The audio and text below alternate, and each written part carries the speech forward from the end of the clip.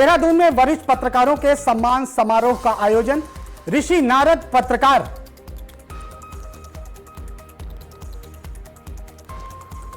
देहरादून में वरिष्ठ पत्रकारों के सम्मान समारोह का आयोजन। ऋषि नारद पत्रकार सम्मान 2026 से हुआ सम्मान। पत्रकारिता के स्वरूप पर हुआ मंथन।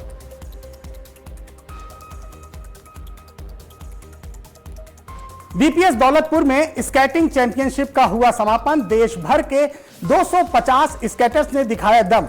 क्रिप्टो स्केटर्स वर्ल्ड बनी ओवरऑल विजेता।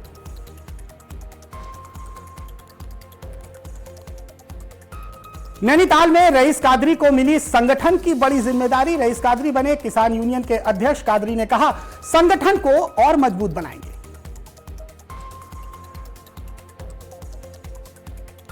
देहरादून में एसएसपी के निर्देश पर चला व्यापक सत्यापन अभियान। 600 बाहरी व्यक्तियों का हुआ पुलिस सत्यापन। किराएदारों का सत्यापन न कराने पर हुई कार्रवाई।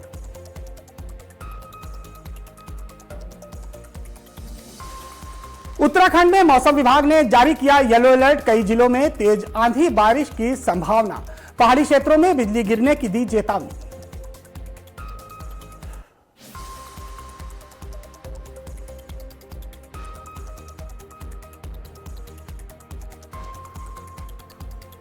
नमस्कार, मैं हूं नीरज मिश्रा और आप देख रहे हैं आज की खबर पर देवभूमि।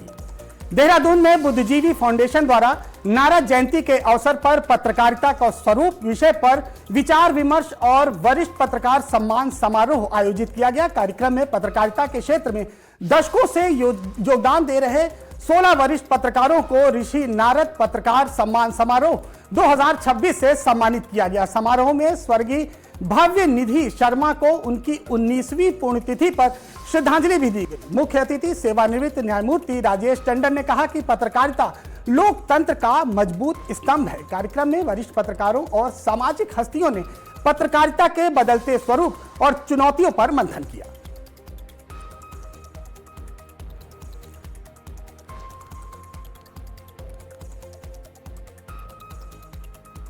बागेश्वर में स्वतंत्रता संग्राम सेनानी स्वर्गीय प्रवेंद्र सिंह कालाकोटी की 22वीं पूर्ण स्मृति पर भावपूर्ण श्रद्धांजलि और सेवा कार्यक्रम आयोजित किया गया। पुंगर घाटी विकास मंच की ओर से नीलेश्वर धाम स्थित वृद्धाश्रम में आयोजित कार्यक्रम में बुजुर्गों और छात्राओं को फल, वस्त्र और शैक्षणिक सामग्री भी दी गई। इस अवसर पर कालाकोटी के राष्ट्र प्रेम और स्वतंत्रता आंदोलन में उनके योगदान को याद किया गया। कार्यक्रम में बताया गया कि 1947 के आंदोलन में उन्होंने अदम्य साहस का परिचय दिया था। कार्यक्रम में कई सामाजिक और अधिवक्ता प्रतिनिधि मौजूद रहे।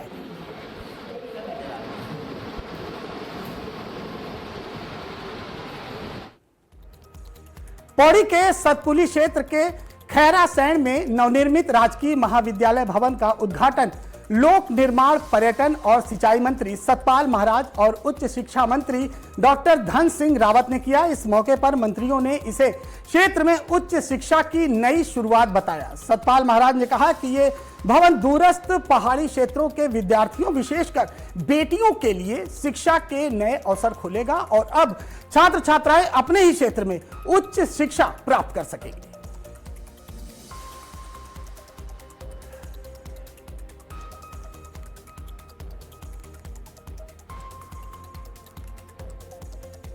देहरादून के परेड ग्राउंड में नर्सिंग अभ्यर्थियों का आंदोलन 198 दिन भी जारी रहा। नर्सिंग एकता मंच उत्तराखंड के बैनर तले चल रहे इस आंदोलन के दौरान अभ्यर्थियों ने लगातार 23 दिन से चल रहे आमरण अनशन के बीच पानी की टंकी पर चढ़कर अपना आंदोलन किया और प्रदर्शन किया। प्रदर्शनकारियों का कहना है कि सरकार उनकी मांगों पर कोई सकारात्मक कदम नहीं उठा रही है। नर्सिंग अभ्यर्थी वर्षवार भर्ती नियमावली लागू करने और भारतीय सार्वजनिक स्वास्थ्य मानक के आधार पर 2000 पदों में भर्ती प्रक्रिया शुरू करने की मांग कर रहे हैं। आंदोलनकारियों ने चेतावनी दी कि जब तक ठोस निर्णय नहीं लिया जाता उनका संघर्ष जारी रहेगा।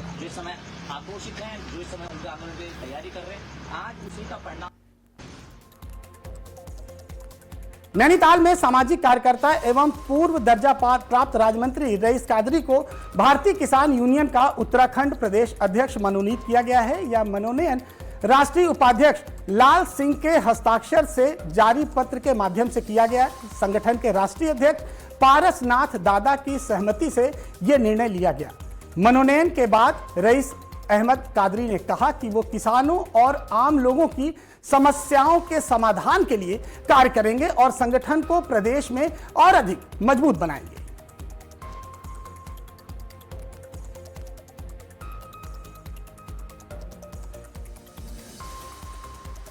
खेलो स्पोर्ट्स फाउंडेशन द्वारा आयोजित all India roller skating championship 2026 का सफल समापन डीपीएस दौलतपुर में हुआ। 9 और 10 मई को आयोजित इस प्रतियोगिता में देश भर से लगभग 250 स्केटर्स ने हिस्सा लिया और शानदार प्रदर्शन किया। बालक एवं बालिका वर्ग में खिलाड़ियों ने अनेक स्वर्ण, रजत और कांस्य पदक जीतकर अपनी प्रतिभा का परिचय दिया। प्रतियोगिता में बेहतरीन प्रदर्शन करते हुए क्रेप्टो स्केटर्स वर्ल्ड ने ओवरऑल चैंपियनशिप ट्रॉफी अपने नाम की। कार्यक्रम में मुख्य अतिथि के रूप में विद्यालय की प्रधानाचार्य पूनम श्रीवास्तव उपस्थित रही।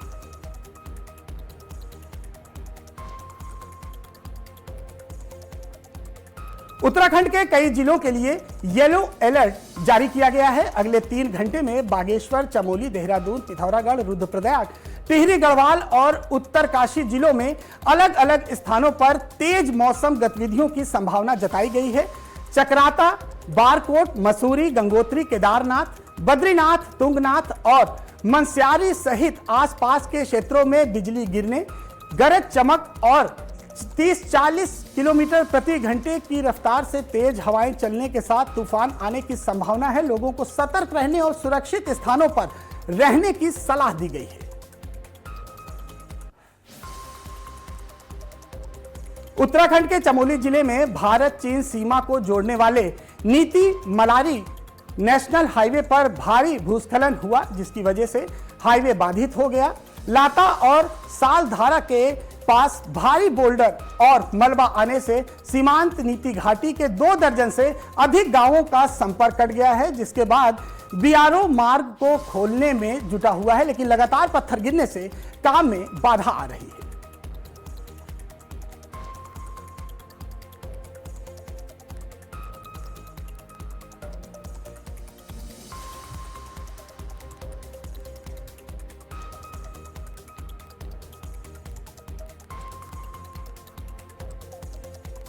बागेश्वर में प्रशासनिक अधिकारियों के बीच खेल भावना और आपसी समन्वय का शानदार उदाहरण देखने को मिला, जहां पुलिस लाइन माल्टा मैदान में न्यायिक प्रशासन और जिला प्रशासन के बीच सद्भावना क्रिकेट प्रतियोगिता का आयोजन किया गया। रोमांचक मुकाबले में जिला प्रशासन की टीम ने शानदार प्रदर्शन करते हुए जीत अपने नाम की। प्रतियोगिता के दौरान अधिकारियों और कर्मचारियों ने खिलाड़ियों का उत्साहवर्धन किया और खेल भावना का संदेश दिया।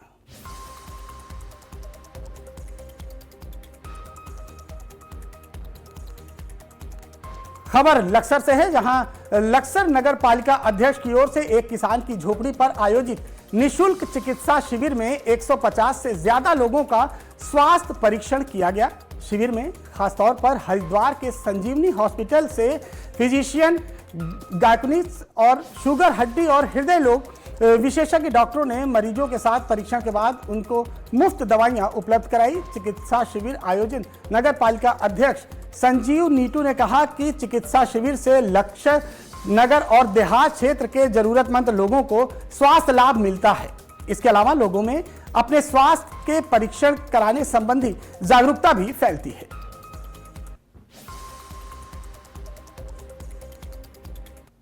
जो पेशेंट आए हुए हैं वो हम लोग जो सुविधा देने के लिए आए हुए हैं यहाँ पे। हमारे यहाँ बहुत मध्यम क्लास के जो लोग हॉस्पिटल में विजिट नहीं कर पाते हैं, तो मध्यम क्लास के लोग हैं, कुछ बच्चे भी हैं उसमें, कुछ माताएं भी हैं, कुछ भाई भी हैं, तो वो लोग आए हैं। हम लोग जैसे मेडिसिन की सुविधाएं उपलब्ध कराई है उन्हें, डाइट की सुविधाएं उपलब्ध कराई है उन्हें, उनकी यहाँ बीपी है, शुगर है, उनकी सुविधाएं सब उपलब्ध कराई है हमने।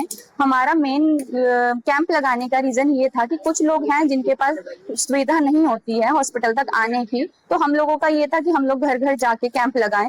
हम लोग ने यहाँ पे कैंप लगाया है लक्सर में, और यहाँ पे सभी पेशेंट, हर प्रकार के पेशेंट आए हैं, मेडिसिन भी पेशेंट आए हैं, दर्द वाले पेशेंट आए हैं, किसी को जिस भी प्रकार की समस्या। अभी तक हम कम से कम 40 के लगभग पेशेंट देख चुके हैं।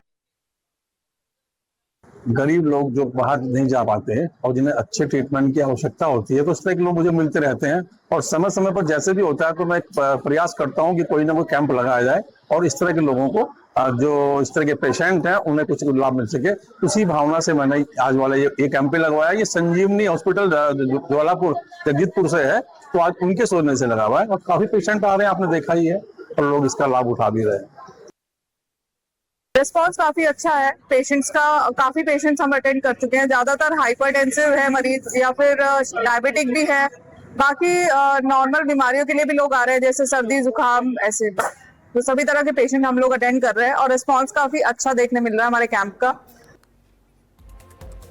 लक्सर के पास नंदा देवी एक्सप्रेस से रहस्यमयी परिस्थितियों में लापता हुई 19 वर्षीय नवविवाहिता प्रज्ञा सिंह को पुलिस ने बिहार के बेगूसराय से बरामद कर लिया है। 5 मई की रात लक्सर रेलवे स्टेशन के पास वो ट्रेन से गायब हो गई थी, जिसके बाद परिवार और पुलिस ने उसकी तलाश शुरू की थी। शुरुआती जांच में सामने आया कि प्रज्ञा सिंह अपनी मर्जी से वहां चली गई थी। कानपुर निवासी प्रज्ञा की हाल में ही मनीष के साथ शादी हुई थी और दोनों केदारनाथ दर्शन के लिए गए हुए थे, तभी ये घटना घट गई।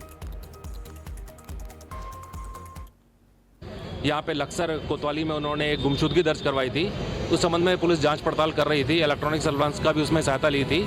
तो कल ये बेगूसराय में वो मिल गई हैं, सकुशल मिल गई हैं महिला, और अब उनके जो बयान होंगे उस संबंध में वो बयान लेने के बाद उनकी आगे विस्तृत कार्रवाई की जाएगी। परिस्थिति में मिली है सर, जैसे बताया जा रहा है बिल्कुल सकुशल हैं। कल वो मिल गई हैं, उसके पहले उनकी मदर से फ़ोन पे बात भी हो गई थी, और जैसे वो यहाँ पे आएंगी और जो वो बयान देंगी उस हिसाब से आगे कार्रवाई की जाएगी। पूछताछ में क्या पता चला सर, अपनी मर्जी से गई थी या किसी कानूनी? अपनी मर्जी से गई थी, लेकिन अभी जो उनकी बयान मजिस्ट्रेट के सामने होंगे उसके ही हिसाब से आगे की तफ्तीश की जाएगी।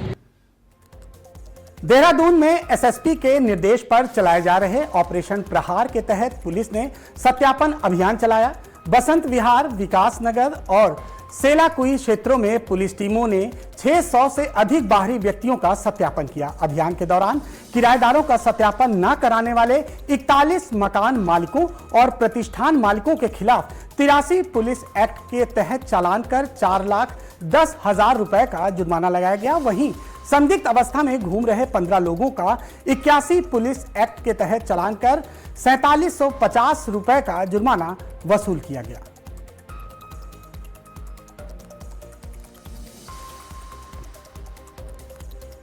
चलिए खबरों में आगे बढ़ते हैं। खबर मसूरी में है। मसूरी में ऑपरेशन प्रहार के तहत पुलिस ने नशे की हालत में वाहन चला रहे एक युवक को गिरफ्तार कर उसकी कार सीज कर दी है। आरोपी के वाहन से उत्तर प्रदेश पुलिस की वर्दी और पी कैप भी बरामद हुई है, जिसका वो रौब झाड़ने और टैक्स से बचने के लिए उपयोग करता था। युवक की पहचान मेरठ निवासी विनय सिंह के रूप में हुई है, जो अपने 3 साथियों के साथ कार में सवार था। पुलिस ने यातायात नियमों का उल्लंघन करने पर कड़ी कार्रवाई करते हुए कई अन्य वाहनों के भी चालान किए और काली फिल्म हटवाई।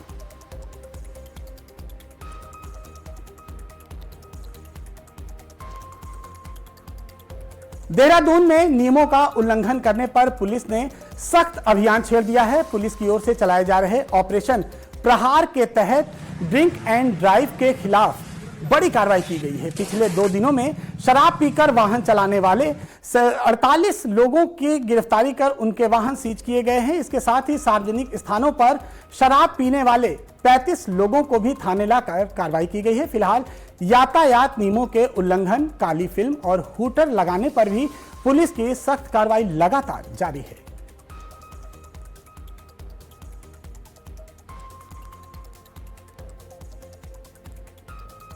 उत्तराखंड में वर्तमान में पूरे राज्य में चल रहे ऑपरेशन प्रहार के तहत वरिष्ठ पुलिस अधीक्षक देहरादून द्वारा सभी थाना प्रभारियों को अपने अपने थाना क्षेत्र में अवैध गतिविधियों में लिप्त अभियुक्तों के साथ शांति व्यवस्था भंग करने का प्रयास करने वालों के विरुद्ध प्रभावी कार्रवाई करने के निर्देश दिए हैं। इसी के तहत देहरादून में डीबीएस कॉलेज के पास सफेद रंग की स्विफ्ट कार से 2 लड़कों को गिरफ्तार किया है। बता दें कि दोनों लड़के आने जाने वाले लोगों को परेशान कर रहे थे और पुलिस के साथ भी वो अभद्रता कर रहे थे। पुलिस की द्वारा कागज मांगने पर वो कागज भी नहीं दिखा सके, जिसके बाद गाड़ी को सीज करते हुए दोनों लड़कों को गिरफ्तार किया गया और बीएनएस की धारा 170 के तहत कार्रवाई की गई।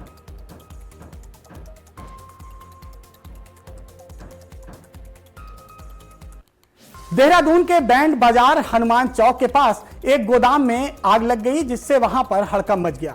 आग लगने की सूचना मिलते ही फायर स्टेशन की टीम तुरंत ही मौके पर पहुंच गई और आग बुझाने का काम शुरू किया गया। आग दुकानों की पहली मंजिल पर लगी हुई थी, सामान उसमें रखा हुआ था, जिससे नुकसान का खतरा बढ़ गया था। फायर यूनिट ने पानी की बौछार कर आग को नीचे फैलने से रोका और कड़ी मशक्कत के बाद आग पर काबू पाया। वहीं फायर ब्रिगेड की तत्परता से एक बड़ी दुर्घटना टल गई।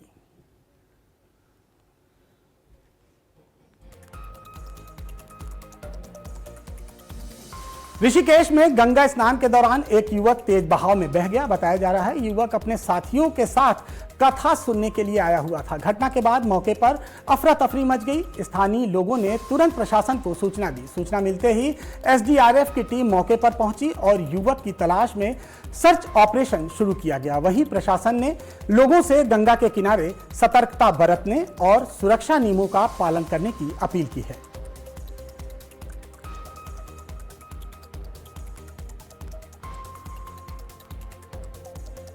देहरादून में एक आईटी इंजीनियर के साथ मारपीट और लूट की वारदात के बाद पुलिस ने कार्रवाई शुरू की है। पीड़ित आकाश कुमार सशस्त्र धारा क्रॉसिंग पर रैपिडो का इंतजार कर रहे थे, तभी स्कूटी सवार दो युवक उनसे जबरन अपने साथ ले गए। आरोप है कि प्रेम नगर क्षेत्र में यमुना वाला पुल के पास आरोपियों ने उनके साथ मारपीट कर उनका मोबाइल और उनकी नकदी लूट ली। वहीं घायल आकाश कुमार का दून अस्पताल में इलाज चल रहा है, जबकि पुलिस मामले की जांच में जुटी हुई है। सीओ सिटी का कहना है कि सीसीटीवी फुटेज खंगालने के साथ कई जांच की टीमों को इसमें लगाया गया है। मैं घर पे जा रहा था, ठीक, सहारनपुर चौक साइड काफली रोड में।